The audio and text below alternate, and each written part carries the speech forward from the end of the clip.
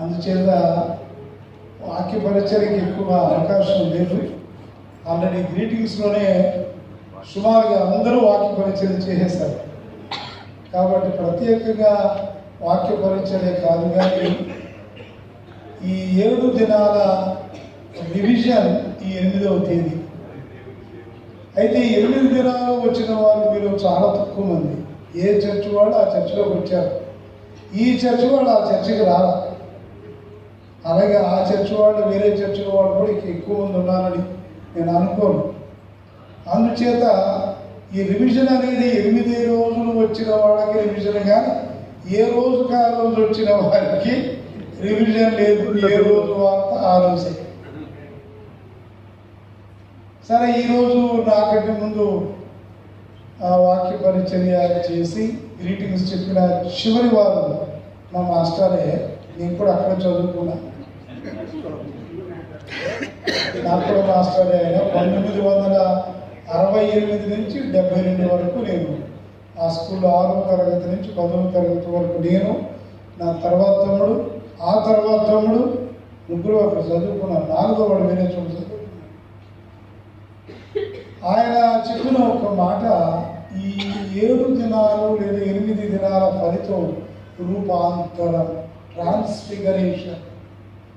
రూపాంతరం లేనప్పుడు ఈ 8 రోజుల లాంటివి 47 కాదు, ఎన్ని ఏళ్ళు చేసినా రూపాంతరం లేనటువంటి స్థితిలో మనం ఉంటే ప్రయోజనం లేదు. నేను ఎప్పుడు ఎండినా వాక్యం నాకంటే ముందు చెప్పినోడు వాక్యం చెప్తూ ఉంటాను. నేను కొత్తగా చెప్పను. కారణం ఏమిటంటే అది చెబితేనే నీకేమైనా అర్థమవుతుంది. ఎవరికి వాళ్ళే ఎవరు చెప్పేది తలొక మాట చెప్పి వెళితే ప్రయోజనం ఉండదు. రూపాంతరపు అవసరత చాలా ఉంది. అబ్రహాముగా రూపాంతరం చెందాడు. అబ్రహాము అంటే ద హై ఫాదర్, పెదనాన్న లాంటి.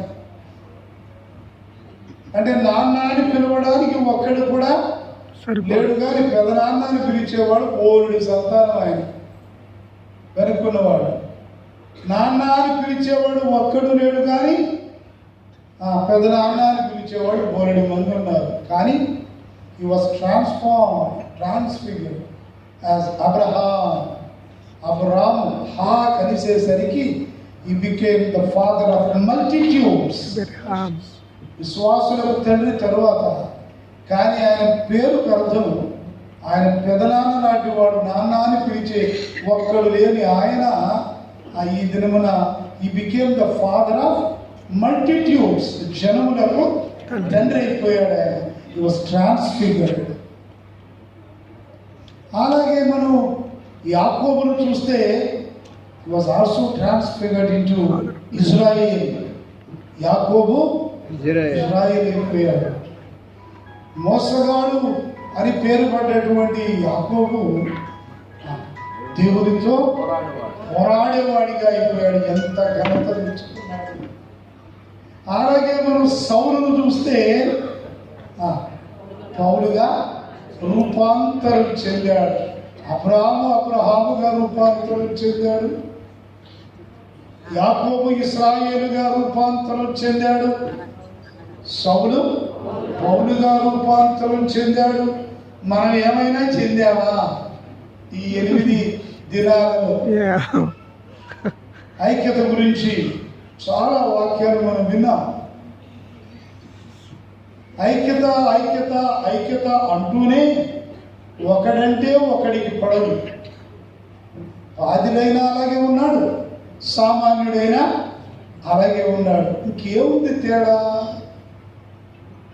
సామాన్యుడు అలా ఉంటే సరే, కానీ బోధకుడు కూడా అలాగే ఉన్నప్పుడు ఐక్యతను సాధించడం సాధ్యపడే పని కాదు. ఇక్కడున్న ఈ మన్నా క్రైస్తవ సంఘమంతా క్రీస్తు శరీరం అనే ఈ సంఘంలో సభ్యులే. We are all parts of body of Christ of Manna Church. అలాగే ఈ ఊరిలో ఉన్న సుమారు 270-280 సంఘాలు ఉన్నాయి. ఈ సంఘాలన్నీ కూడా ఏలూరు క్రైస్తవ సంఘం అనే ఈ సార్వత్రిక క్రీస్తు శరీరంలో ఈ సంఘాలన్నీ కూడా ఆ పాత్రధారులే, అవయవాలే. ఈ సంఘంలో ఉన్నవాడు ఈ సంఘ అవయవాలు, ఏలూరులో ఉన్నవారు ఈ క్రీస్తు సంఘ అవయవాలు. ఏ అవయవం పని చేయకపోయినా అది కుంటిదే. మనం ప్రేమతో పుట్టివాడను ఆయన పేరు పెట్టి పిలుస్తాం మర్యాదగా. ఆయన ఉన్నప్పుడు ఆయన లేడనుకోండి, ఎవరో యక్ష అన్న, ఎవరో యక్ష ఆడని ఆడ పుట్టాడు రోజు చేసే పని ఏదో. వాళ్ళు ఉన్నప్పుడు ఒకటి మాట్లాడతాం, ఆయన ఉన్నప్పుడు యోహాన్ గారు అంటాం, ఆయన లేనప్పుడేమో ఆడనే పుట్టాడు. మానవుని యొక్క స్వభావం అన్యాయం, అక్రమం, దారుణం, ఊహించడానికి, ఆలోచించడానికి, ఒప్పుకోవడానికి అతీతంగా ఉన్నటువంటి స్వభావం మానవుని స్వభావం. పడద్రోసే సాతాను స్వభావంతో మానవుడు ఉన్నాడు. ఈ స్వభావం మారనిదే, మనం రూపాంతరం చెందనిదే. సైతాను బిడ్డగా ఉంటే, దేవుని బిడ్డగా రూపాంతరం చెందకపోతే ఐక్యతను మనం సాధించడం అసాధ్యమైన పని. ప్రేమ ప్రేమ చెప్పండి, ప్రేమ అన్నింటినీ సహించును. ప్రేమ అన్నింటినీ సహించును.